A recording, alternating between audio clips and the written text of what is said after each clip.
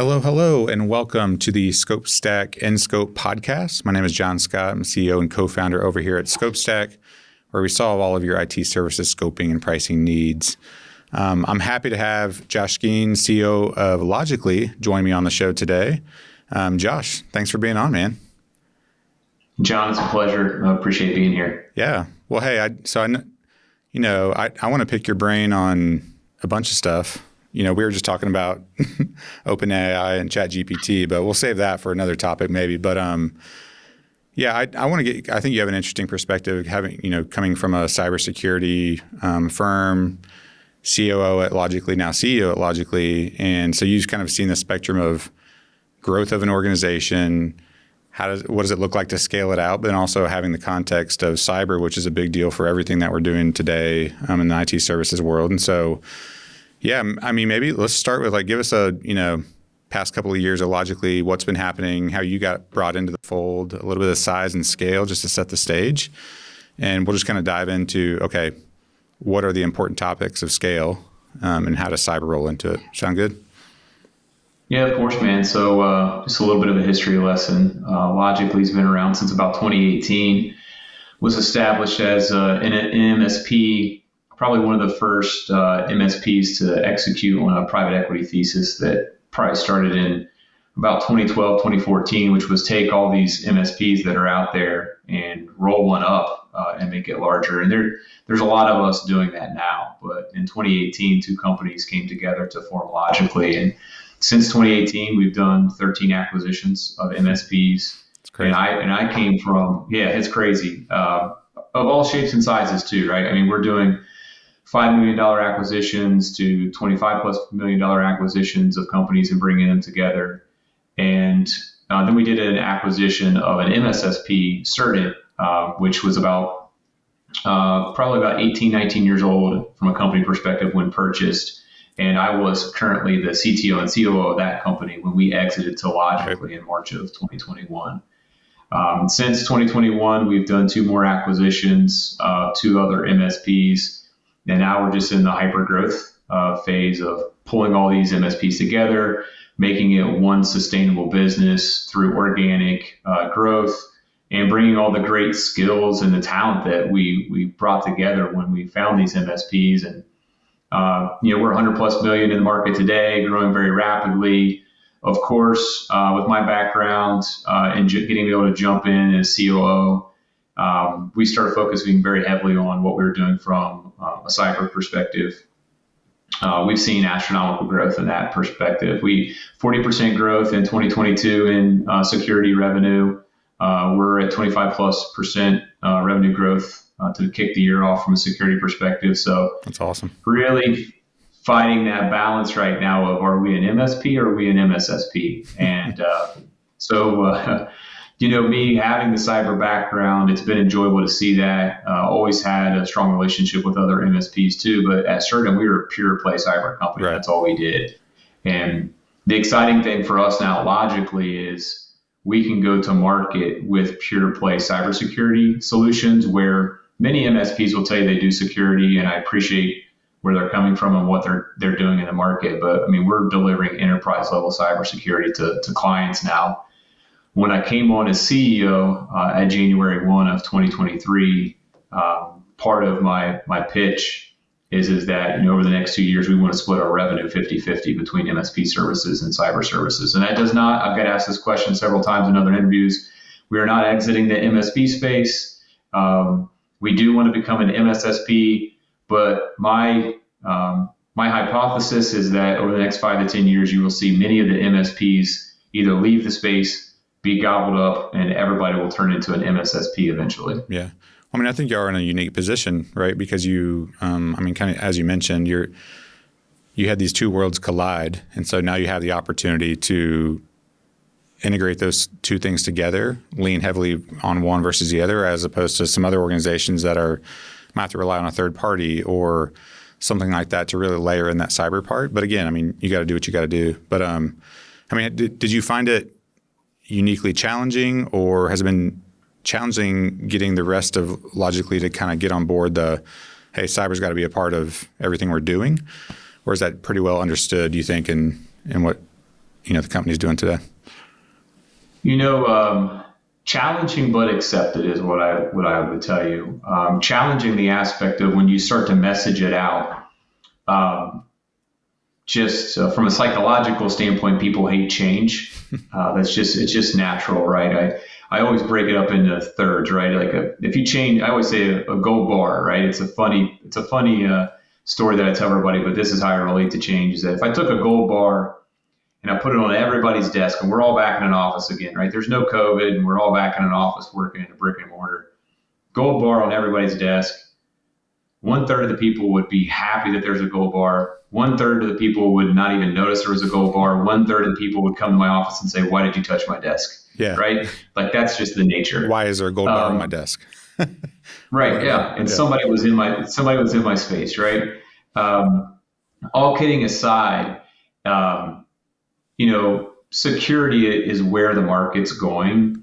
And it was just making sure that we educated our employees that your job's not going away.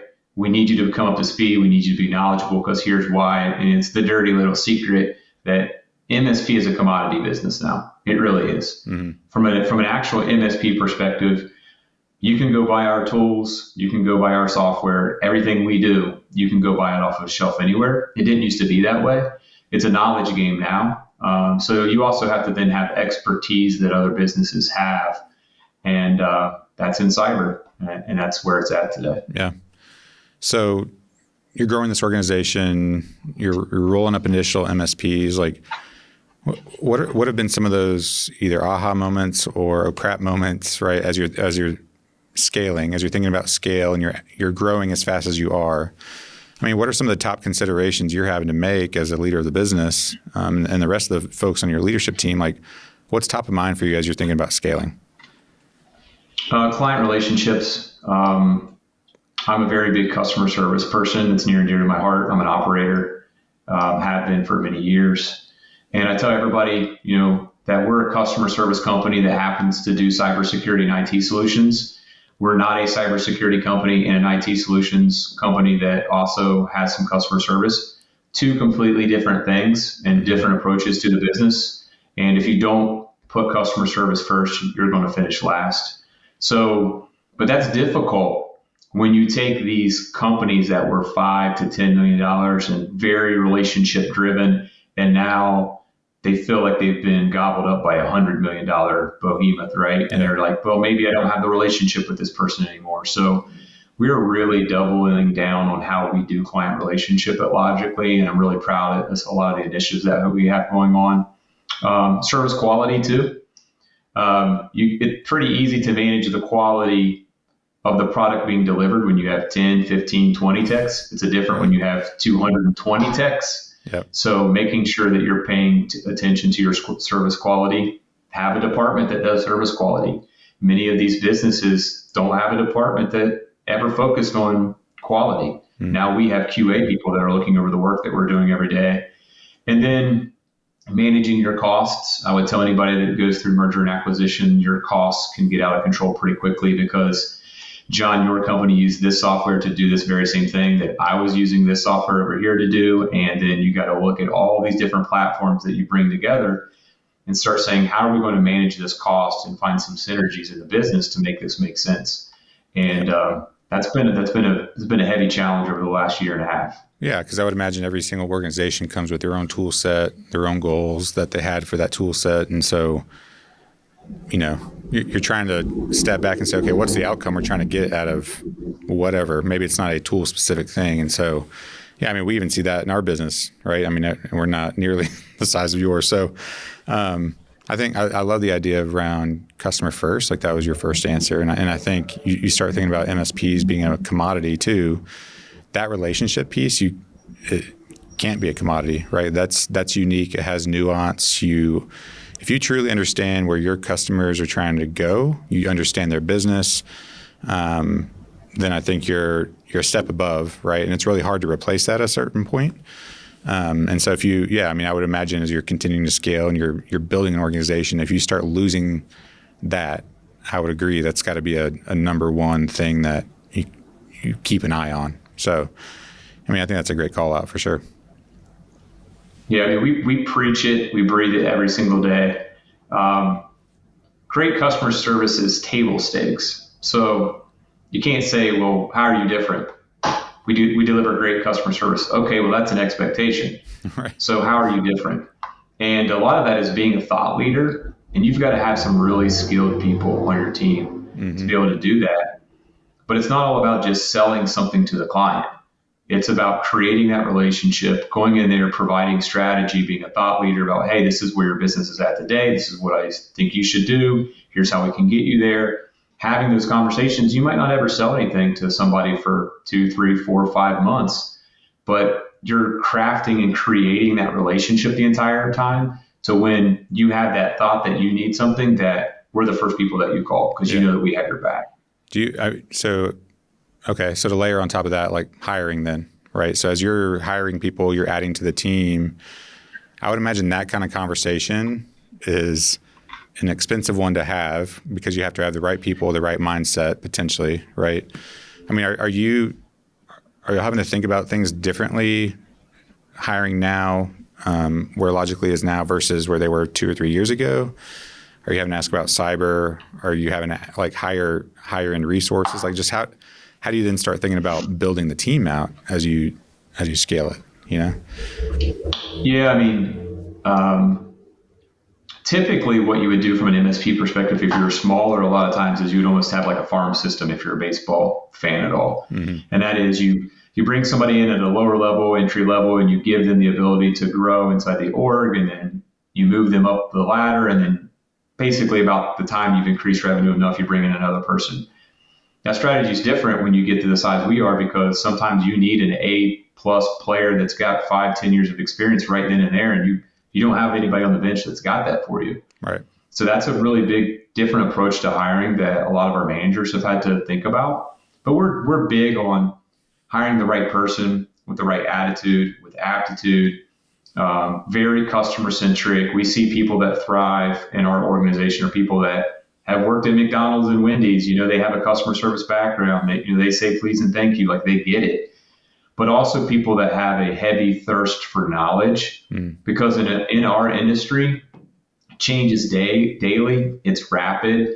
And if you're an individual that's not excited by growth and change and that type of pace, then you're really going to struggle to work for an MSP or an MSSP. Yeah. Because we joke, but it's a saying that when we were in an office, you know, I'm at home today, but we'd always see each other and say, hey, learn something new today. Because every day you learn something new. And if that doesn't excite you, then you're going to have a big problem and a challenge fitting in with an MSP or an MSSP. Yeah, I mean, you're right. Like again, we were talking about ChatGPT, and so I have to talk about it for just a second. But like, I mean, you start thinking about how that's going to change organizations and how that's going to even further extend, you know, the commoditization of service and support. And like that was one of the big reasons we started building ScopeStack is, hey, you know, we had a team of very highly paid engineers, resources, and like you're having them do a job that's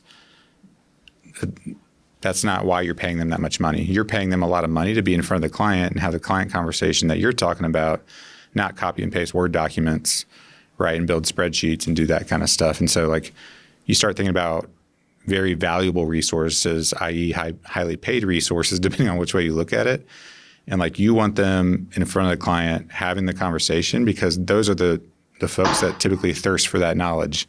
And they've had that client conversation before. And so, yeah, I mean, I just kind of reiterated everything you've been saying. But yeah, no, you're right. The market's going to completely change in 5 to 10 years because of a lot of the technology. We were joking about the ChatGPT thing, and we could do an episode on that sometime. But I mean, just you know, taking entry level stuff and throwing it in there and it spits out an answer. I mean, that means that I could take my mom, who the only thing she does is play on her Kindle Fire, right? Like I could take her and say, hey, I need you to solve this problem, but use this program. She's going to be able to do it. So from a business perspective, that allows you to scale, but also allows you to have margin and value by being able to leverage, you know, workers that make less money rather than having your very expensive people doing something at a very low level. Yeah. All right. So thinking about like kind of forward looking with your cyber background, like where do you see our industry going next 5 to 10 years on the cybersecurity front? Like, do you just see more and more MSSPs popping up, or is that a race to space sort of thing? Like, where do you see things kind of trending moving forward? Yeah, so I think it is a race to space, right? I think we're all trying to get there. I do believe that we have a leg up on people because we have a 80-person cybersecurity business unit already. That's what those Not people many do every day. that. Yeah.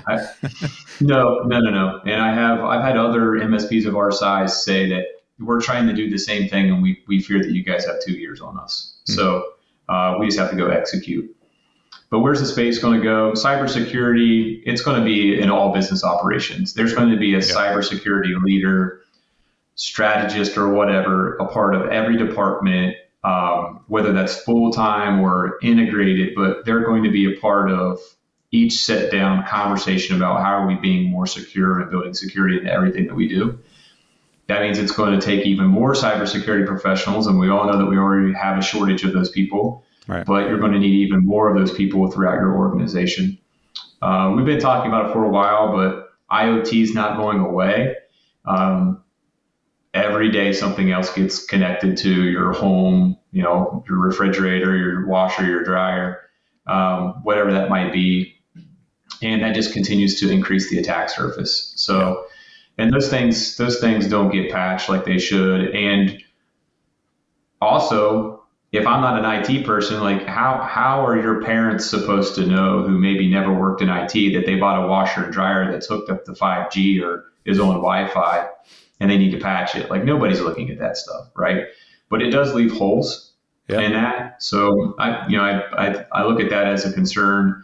I used to talk about deep fakes, and we joked that we made a prediction on some of these webinars we would do every year. Someone would say, "Hey, give us a prediction," and I was like, deep fake, this is the year. Deep fake, this is the year. Well, that's we finally got that prediction right, if you can say we got it right, because we've been saying it for 4 years. Yeah. But back to the ChatGPT thing, man, like artificial intelligence and machine learning is here. So that is a good thing. It's been here, except ChatGPT gave the normal person without a whole lot of experience the ability to now interact with it in a very just normal way, right? I mean, if you can text message, you can talk to ChatGPT, right? And so, it made it just accessible. It's just we put a user interface on it we put a user interface on it that everybody can now understand and do things with, which is exciting, dangerous in other aspects too, but exciting too because AI and ML will start to be leveraged to do much faster detection and response for cyber threats and things like that. And it'll be able to interact with your SOC team to be able to pick up the pace of response and help them, and maybe even prevent attacks. But also, I mean, we can't be naive enough to believe that hackers aren't already leveraging artificial intelligence and ML to try to stay on top of, stay 1 foot out in front of us. So again, it's almost like a hamster wheel, right? I mean, we're on that thing just going around and around and around. They're on it with us. So that's kind of where I think things are going to. I think it's been talked about for a while. I think we're pretty close to is that quantum computing, it's going to become a reality here within the next 5 to 10 years. And that opens up Pandora's box with security risks, because some of these encryption methods that have been around for a while that we thought were fantastic, and they are by all means, they're probably going to get broken, and we're going to be looking at around saying, like, what do we do now? Right. Yeah. I mean, it's a wild thought, right? I mean, I just I'll sit there at night and like show my wife stuff like this, and she's like, "That's scary. Like, that junk is freaky." She's like, "Put that away," But I'm like, but it's so interesting just to me. I know like to a lot of people in the space. I mean, they're like a large part of the public doesn't really know a whole lot about it, and I wouldn't say I'm deep into it, but like just having experience in it, like it can give you a competitive advantage potentially, and like you mentioned cyber and kind of those two worlds colliding. Just curious, is there anyone kind of leading this space on that? Have you seen anything out there yet where that's coming to fruition? As in what aspect, John? I just want to make sure I give you the correct answer. So tool sets, things that you're seeing from a SOC standpoint, like are there any vendors leading the way around like leveraging AI to identify threats, just as a basic? Yeah. I mean, there's a lot of vendors out there that are telling you they leverage artificial intelligence, they leverage machine learning. I believe the SentinelOne's doing a really good job around that right now. Also another organization, Sekion, they do a fantastic job. They were one of the first to market with true artificial intelligence built into their SIEM/SOC platform, and they do a fantastic job too. Probably don't get as much notoriety in the market, but I would tell people to be on the lookout for them. Their technology is fantastic. I know those guys really, really well too. So I would tell anybody that's interested in SOC as a service or a SIM, or artificial intelligence SIM is what we would call it. I would tell you to take a look at those guys. Cool. Yeah, I was curious. I mean, I know you're in it a lot more than I am. All right, so kind of wrapping some of this up in a bow. You now have the experience of leading logically. You've been the COO. You've been on the cyber side too. Like, based on everything we were just talking about, what are some like practical bits of advice that you could provide to anyone that's looking to scale their organization, the things that they need to consider, just something that's achievable, attainable, nothing, no secret sauce necessarily, but it's, what would be your advice for someone that's starting to grow, I guess? Yeah, of course. There is no secret sauce, right? I mean, I joke all the time that you could take the best recipe ever and give it to the worst cook, and it would turn out terrible, right? Yeah. Because it's on the execution, right? So I never mind telling people the recipe, but and everybody's got their own recipe and everybody's got their own directions, and we might all end up at the same place. But a solid foundation. People sometimes try to scale their business way too quickly, and they don't really have the processes, procedures in place, documentation.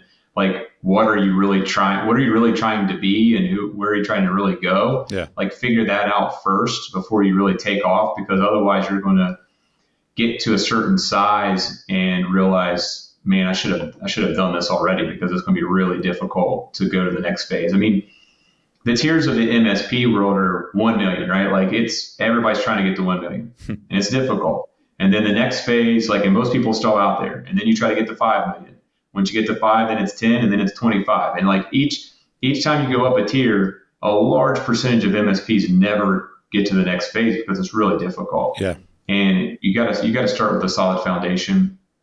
Hire the right people, and you might be the right person today for that MSP, but if that MSP needs to go to 5 million, that person might not be able to get you to 5 million. They might have been the right person for you at 1 million, but they might not be able to get you to 5 million. So right. I always think that, you got to be taking a look at GWC. And we talk about this a lot, even at Logically. Do they get it? Do they get it? Do they want it? Are they capable? And we're always looking at our staff, and we're saying, do they get it? Do they want it? Are they capable? Because they need to be all three. And if they're not all three, that doesn't mean that they can't be with you. That just means that there's a growth opportunity there. And right. we're big on coaching and mentoring. But sometimes people aren't a good fit, right? So GWC, making sure that you're hiring the right people. Customer satisfaction, I got to throw it in there because customer satisfaction is near and dear to my heart. They pay the bill, they drive the revenue. So you have to prioritize customer satisfaction every single day. And take care of your clients. It's really difficult to find clients. So once you find one, you better make sure you keep them happy so you can keep them around forever. And I talk about, I want career relationships. We still have the very first client that we ever signed from Certain, where I was originally from 21 years ago. We still have them to this day. I want career relationships is what I want from our clients. And that keeps the pressure. I love the pressure of those expectations. I feel like I thrive in that, and I want the org to thrive in that. So that would be some of the advice I would give, is make sure you're focusing on your customer satisfaction daily. Yeah, no, I love it. I mean, our first customer is still on, not 20 years later, but only 5 years later, and they're special to me, like they were the ones the first one that gave us a shot, and they're still around. They're a great partner. I'd say more than anything, it's beyond just a customer relationship. It's hey, we're trying to solve a problem. Can we solve it together type of thing? So, the idea of a career relationship, I love that idea. I think that's awesome. Well, Josh, I appreciate you joining us, man. I know you got a busy schedule. We got a lot going on. So giving us some time is much appreciated. If anyone wants to learn more about Logically, I don't think just go to the website, but any other advice on, if they want to interact with you, someone from your leadership team, or just learning more about Logically? Yeah, I'd say if they want to, obviously go to the website, read more about Logically if you would like to, logically.com. I'm big on LinkedIn, so if you'd like to follow me on LinkedIn, happy to connect with you. I meet up with a lot of people on there, and happy to share ideas, answer questions, things like that. I comically, during COVID on LinkedIn, all businesses just kind of slowed down. I'll tell you this story real quick. Sorry, but on LinkedIn, I put out hey, all these people were losing their jobs. I said, hey, send me anybody wants to send me their resume, I'll review it and I'll give you some advice about it. Well, never did I imagine what the response would be on that. Because I don't feel like I'm a real big popular guy. I got 3,000 to 4,000 resumes, and I was oh. And I got to almost 1,200 resumes, and finally my wife was like, you can't keep just spending your time on this. I'm burning weekends, nights, responding. So I don't know that I'm ever going to do that again, because the response is a little overwhelming, but I will definitely reply to you. But it's just kind of comical that I put that out there one time and the response was overwhelming. That's pretty wild. Yeah, man. So, all right. Thank you for joining us. Maybe we'll have another one where we can talk about all the AI stuff, in a couple months, see where it goes. But for those of you that have not signed up for the ScopeStack podcast, you can go to scopestack.io/podcast. You can subscribe on all your favorite tools. YouTube, this will also be out there on YouTube, so you can see Josh and I's beautiful faces as well. If you're interested in learning more about ScopeStack, you can go to scopestack.io. We have a sandbox account if you want to kick the tires on that. Really, the whole point of what we're doing is trying to make the scoping and pricing of services for IT solution providers better. It's a terrible experience for most of us today, and so that's what we were doing 5-6 years ago, and we didn't want to do it anymore. So we built a platform specifically for the IT services industry, and it's going well. So again, Josh, thanks for joining us, man. And for everyone else out there, we'll see you. Have a good one. John, thanks so much.